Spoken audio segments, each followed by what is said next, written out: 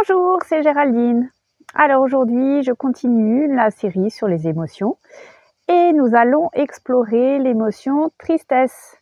Alors la tristesse, comme toute émotion, c'est un indicateur qui indique qu'il y a une transition à faire. C'est-à-dire que c'est comme une transition d'un état A à un état B. Dans le cadre d'un deuil, par exemple, l'état A correspond à la vie avec la personne et l'état B, la vie sans la personne.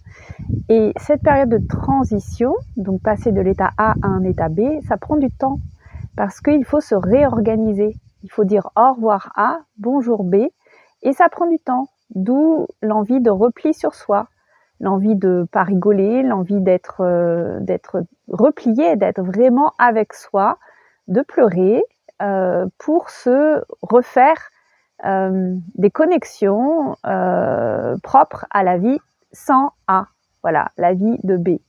Donc là, c'est assez théorique ce que j'ai dit, mais quand tu réfléchis bien, toute décision comporte un au revoir à la situation aujourd'hui et bonjour à la situation future, que je ne connais pas forcément beaucoup.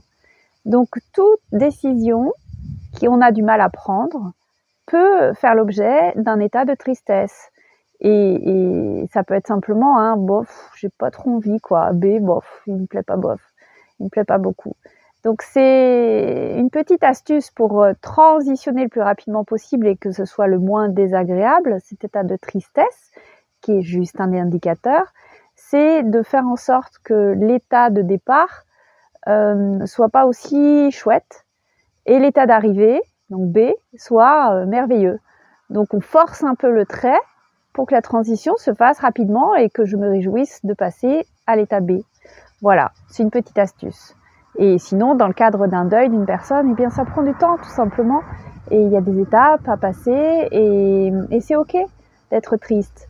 Et comme toute émotion, si tu ne l'écoutes pas, elle va grandir en fait, elle va grandir en toi. Ça va former comme une cocotte minute et ça va être de plus en plus désagréable en fait. Tu ne vas pas pouvoir tout contenir en permanence toute ta vie. Donc à un moment donné, ça va faire shit en fait. Le couvercle de la cocotte minute va simplement se soulever, mais d'une façon violente. Voilà, voilou, c'était l'état de tristesse et n'hésite pas à commenter si ça t'intéresse pour que je continue à faire ce genre de vidéos et puis contacte-moi en MP si tu le souhaites. À bientôt, belle journée!